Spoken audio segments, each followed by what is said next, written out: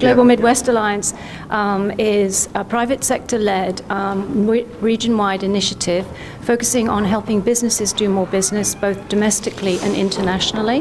One of our flagship relationships is with the World Bank. We had a World Bank speaker here this morning at the food event.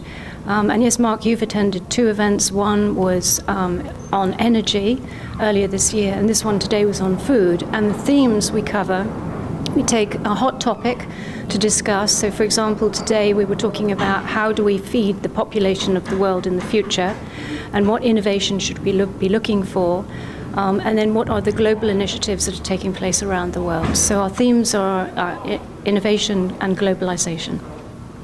The knowledge and depth of knowledge and experience of your panelists and speakers is very deep, and many people really comment on that. How does GMA come about bringing these people together to talk at such a level on these topics? That's a good question. We have a number of partnerships with groups that we work with, and we leverage those relationships to get the expertise for our events, for our speakers. So in fact, actually, the food event came out of a discussion with Paul Sylvester from the National Center for Agriculture Utilization Research, and the work that he was doing in the food sector. So we started doing programs in food a couple of years ago, and so then we put together a small team with Bob Brackett from the Institute of Food Safety and Health and Steve Hubbard from Griffiths to talk about what we should do in terms of a program. So we threw around a lot of ideas, and then we put together some panel heads, Paul Sylvester, Bob Brackett, and Steve, and discussed who we should have on the innovation panel and who we should have on the growth and global panel. We have a relationship with the World Bank, as I mentioned earlier, and so Rebecca Reeby, my colleague, reached out to them, and we had Gene Moses from that agriculture region talk. So we have a lot of relationships that we can leverage to get to the right people for events, and then we spend a lot of time talking about the event with the people who are participating to make sure it's pitched right. What are some of the outcomes for the Midwest and for the topics of the conferences? One of the outcomes we're expecting is for business transactions, because that's what we're focused on. So we spend a lot of time, even at these events, introducing people to one another to make sure that that happened. To give you a small example of that today, there was a lawyer here who is representing a client that has a new technology involving food safety. And so I introduced him to both Bob Brackett at iFish and also to Paul Sylvester at NCAR. And they're interested in having a discussion to see whether there is some research or some commercialization activity that can happen around that topic. The other thing we are trying to achieve too is to try and put the Midwest on the map globally.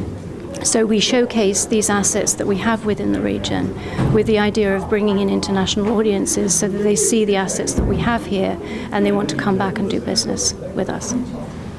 I understand you have, GMA has a relationship with the World Bank, and I suspect that's because of the global nature of the issues that are covered at the GMA conferences. Can you tell me a little bit about why the World Bank has been interested and has been a partner in these types of conferences? Yes. So our relationship with the World Bank goes back about 6 years when we found that the World Bank was looking to set up its first outreach office in the US. And I was at another organization at that point, and we put up our hands to say we were interested in bringing that outreach office to the Midwest. I hoped that we might bring it to Chicago, and we did. And we beat other cities, other states for that privilege. And what does that mean? It means I have a colleague, Rebecca Reeby, who's trained as a World Bank employee, but not funded by the World Bank, I should add. And her job is to do outreach throughout the Midwest to companies who are interested in doing business in the emerging markets. So, and those projects can be anything. They can be in the food area, the ag area, as you heard today, or they can be in infrastructure, they can be in pharmaceuticals, healthcare, you name it, any topic. So what we do is to find companies who are interested in bidding on those projects, and then we get prior notice of those projects before they go on the website so that we can send them to the companies who've expressed interest and then help them through the procurement process. It's government contracting, so it's not for the faint of heart. So I've noticed there have been at the various meetings, there have been several different venture capitalists and investment firms. What's their interest? They've provided some great input, and what's their interest in furthering the goals of GMA? So one of our platforms is innovation and technology commercialization. You probably heard from my talk earlier. And so we try and get to know all of the players within the innovation pipeline. We're actually modeled, our business model is modeled after San Diego Connect, which is one of the best technology commercialization models in the world. So what we try and do is put together everyone in the innovation pipeline. So we have relationships with angels, we have relationships with venture capitalists, we have relationships with private equity groups so that we can make introductions at the appropriate time. And you may have seen today, too, that we run an innovation competition every year, which is actually open now.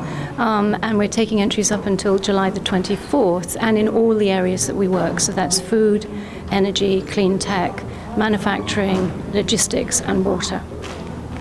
And lastly, could you tell me a little bit about some of the upcoming events or meetings you have coming up and how a person can find out about them? So our website is www.globalmidwestalliance.org, and all of our events are posted there. The next event will be an event on September the 10th here back at the Union League Club.